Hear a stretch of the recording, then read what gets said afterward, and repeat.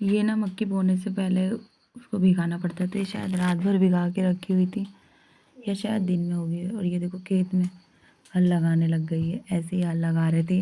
अच्छा पहले मुझे लगा बैल आएंगे, लेकिन बैल वैल नहीं आई, ये खुद ही हल लगा रहे थे अपने हाथ से। क्योंकि ना मम्मी बोल रही थी कि ऐसी ये सीढ़ी जैसे खेत है, ऊपर से दोनों तरफ, एक तरफ मकान है दूसरी तरफ बाढ़ कर रखा है, ऐसी जगह ना बैलों को लाने में दिक्कत होती है। और ये छोटा सा खेत था तो इसमें ज़रूरत नहीं थी बैलों की, तो ये इन्होंने खुद ने हाथ से लगा दिया। लेकिन बहुत मेहनत करनी पड़ती है भाई खेती करने के लिए भी। हम कहीं भी जाते हैं ना, इतने बजे दो इतने बजे दो, लेकिन जब मैं देख रही हूँ तब पता चल रहा इतने पसीना आ रहा था ना इन लोगों को, क्योंकि अंदर मिट्टी के अंदर दबा के फिर इसे खींचना पड़ता है। और एक आदमी मतलब थक जाता है, तो भारी भारी लगा रखी थी सबकी कि सब थोड़ा थोड़ा करके सब खींचेंगे। तो बहुत मेहनत का काम है भाई खेती करना। ऐसे जो देखता है ना उसको पता चलता है कि कितनी मेहनत से अनाज उगता है। नहीं तो जिन्हें नहीं पता था वो तो बस ऐसे ही बोलते रहते हैं कि हाँ हो गया। इसके बाद भी अभी दुनिया भर का काम होता है, इसमें गोड़ना नीड़ना पता नहीं क्या क्या करना पड़ता है। कि भैया इधर मिट्टी बराबर बराबर करने लग गए थे, फिर क्योंकि बीज डाल दिए थे इसमें पीछे पीछे उन्होंने, तो वो अब बराबर करना पड़ता है ना ताकि बीज अंदर दब जाए। और फिर छोटा सा टुकड़ा हमारा है, तो इसमें भी भैया ने कहा कि चाचा ने कहा कि हल लगा देते हैं, हाथ से कब तक करोगे कुदाली से। तो ये ऐसे ही हल लगाने लग गए थे छोटे से उसमें। उधर भी हमारा ही है, लेकिन मम्मी ने उधर भिंडी विंडी बो रखी है। और मेरी मम्मी को शुगर भी है तो वो नहीं खाते हैं ज़्यादा ना, वो मकई वकई नहीं खाती है। तो उन्होंने कहा नहीं कि मैं थोड़ी सी जगह थोड़े से उसमें लगा लेती हूँ अपने लिए, मकई जितनी मैं खाऊंगी।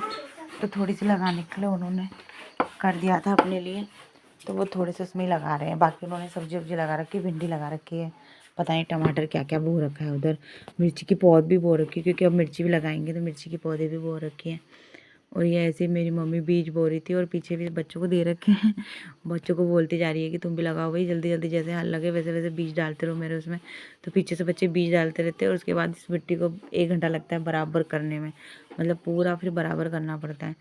तो मेरी मम्मी तो शाम को आई थी, मैं वीडियो बनाया मैंने थोड़ी देर, फिर तने और ये मस्ती करने लग गए थे, तो फिर मैंने ऊपर लेके आ गई थी।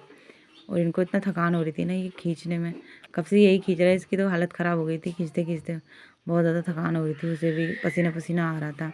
क्योंकि बैल होते तो जल्दी हो जाता है, लेकिन हाथ से करने में बहुत, एक आदमी को दबाना पड़ता है, दूसरे को खींचना पड़ता है। और तो देखो मेरे बच्चे भी कितना हल्ला कर रही है, कभी मुझे वीडियो बनाने ही नहीं देते शांति से। और तने और आरुष भी आ गए थे, वो भी खेलने लगे। तने तो देखो कैसे घूम रहा है। मैंने तने को कहा तने बराबर करते, तो वो गोल गोल घूमने लग गया कि मैं सारे बीज दबा दूंगा ऐसे ही अपने पैरों से। और आरुष को भी मज़ा आ रहा था मिट्टी में खेलने में, तो आरुष भी खेल रहा था। और फिर मैंने सोचा मैं थोड़ा सा अपना गांव भी दिखा देती हूँ। ये देखो छोटा सा मेरा गांव ना, मैं कभी दिखा ही नहीं पाती क्योंकि इतने पेड़ है यहाँ पे कि पेड़ों की वजह से दिखता ही नहीं है। अपने घर से तो नहीं दिखा पाती, यहाँ से तो फिर भी थोड़ा बहुत दिख रहा है कि हाँ, तब भी हमारा घर छुप गया था और आधा गाँव फिर भी रह गया। ये शिमला मिर्च के पेड़ लगा रखे हैं छोटे छोटे।